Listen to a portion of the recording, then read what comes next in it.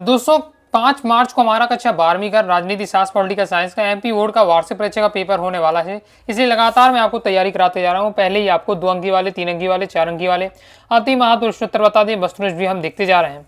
इस वीडियो में हम अति महत्व वस्तुनिष्ठ प्रश्नोत्तर कवर करने वाले हैं। ये पार्ट 2 रहने वाला है। पार्ट 1 आ चुका है, तो पार्ट 1 वाली जितनी वस्तुनिष्ठ बताए हैं वो भी आपको तैयार करके रखना है।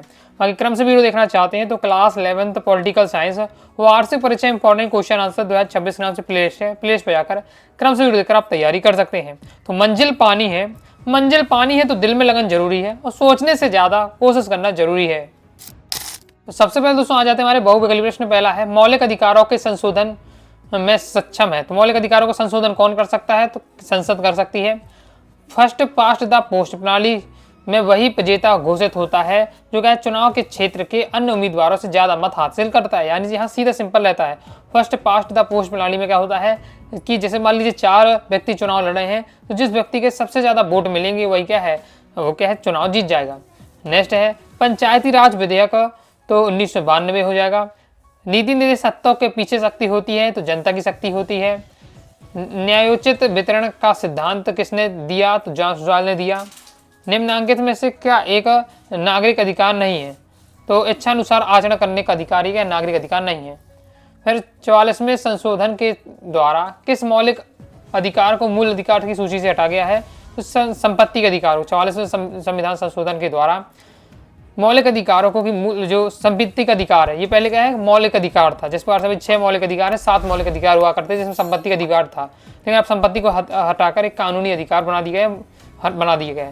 नेक्स्ट है राष्ट्रपति राज्यसभा में कितने सदस्यों को मनोनीत करता है? तो राष्ट्रपति राज्यसभा में 12 सदस्यों को क्या मनोनीत करता है। आगे देख लेते हैं कौन सा अधिकार उच्चतम न्यायालय को सर्वोच्च प्रदान करता है? तो न्यायिक पुनरावलोकन का अधिकार क्या है? सर्वोच्च न्यायालय को उच्चतम न्यायालय को सर्वोच्चता प्रदान करता है।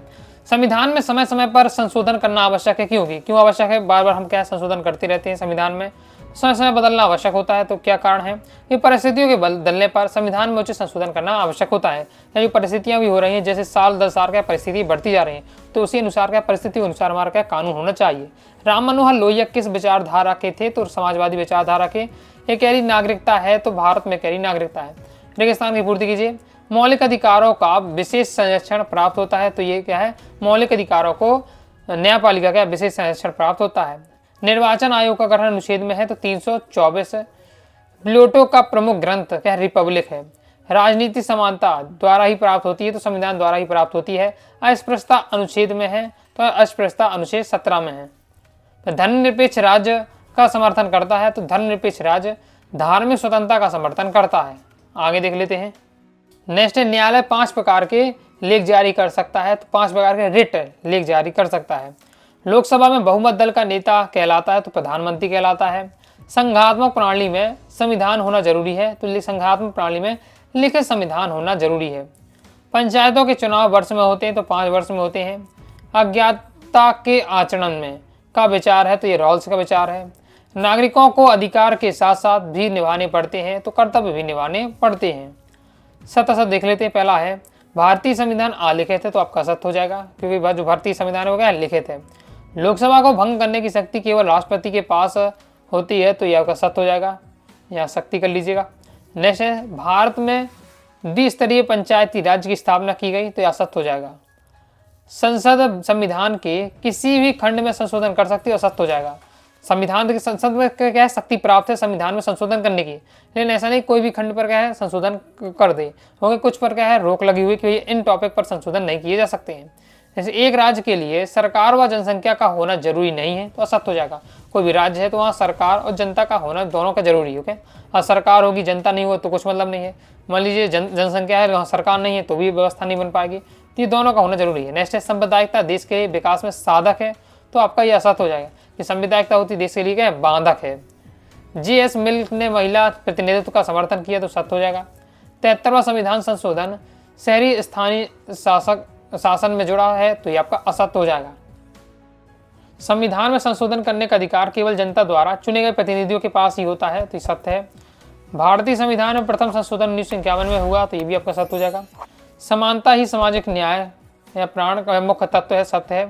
धन निरपेक्षता पंथ निरपेक्षता शब्द 42वें संविधान संशोधन द्वारा जोड़ा गया, ये आपका सत्य हो जाएगा। इसकी आ जाती है सही जोड़ी है। सही जोड़ी हम देख लेते हैं। भारत के प्रथम राष्ट्रपति तो डॉक्टर राजेंद्र प्रसाद। सर्वोच्च न्यायालय न्यायिक पुनरावलोकन। संविधान की सर्वोच्चता संघात्मक सरकार में क्या संविधान की सर्वोच्चता होती है। हानि सिद्धांत तो ये जॉन स्टुअर्ट मिल का है। समान अधिकार का मतलब प्रत्येक व्यक्ति को मत देने का अधिकार। मानव अधिकार का घोषणा पत्र तो मानव अधिकार घोषणा पत्र 10 दिसंबर 1948 को हुआ। नागरिकता प्राप्त करने की विधि है तो क्या है जन्म द्वारा। नेक्स्ट देख लेते हैं। नेक्स्ट है मतदान का अधिकार। तो मतदान का अधिकार है वो हमारे एक प्रकार का राजनीतिक अधिकार है। भारत की संघीय विधायिका तो भारत की संघीय विधायिका संसद। अनुच्छेद 371 तो धर्म विशेष की जरूरतों के प्रति ध्यान देना। Long walk to freedom. Long walk to freedom हो जाएगा आपका नेल्सन मंडेला की पुस्तक है। हर मनुष्य की गरिमा। हर मनुष्य की गरिमा यानी न्यायिक सुरक्षा। जीवन सुरक्षा का अधिकार संवैधानिक अधिकार। पद निरपेक्षता का शाब्दिक अर्थ है तो पद निरपेक्षता का शाब्दिक अर्थ है मजहब के साथ संबंधों का अभाव। आगे देख लेते हैं। अब आ जाते हैं एक शब्द एक वाक्य में उत्तर। भारत में बहुमत प्राप्त दल के नेता को क्या कहते हैं प्रधानमंत्री। विधेयक क्या है तो प्रस्तावित कानून का प्रारूप है। संविधान में परिवर्तन का होना क्यों आवश्यक है तो क्योंकि परिवर्तन के अभाव से यह एक जड़ दस्तावेज बनकर रह जाएगा और धीरे धीरे से क्या महत्व भी समाप्त होने लगेगा। क्योंकि जो हमारा समय है लगातार क्या परिवर्तित हो रहा है, परिस्थितियां लगातार बदल रही हैं, तो उसी के अनुसार क्या हमारे संविधान को होना चाहिए। इसलिए संविधान में परिवर्तन होना आवश्यक होता है। भारतीय संविधान की प्रस्तावना में वर्णित 4 आदर्श कौन से हैं तो स्वतंत्रता, समानता, न्याय, बंधुत्व।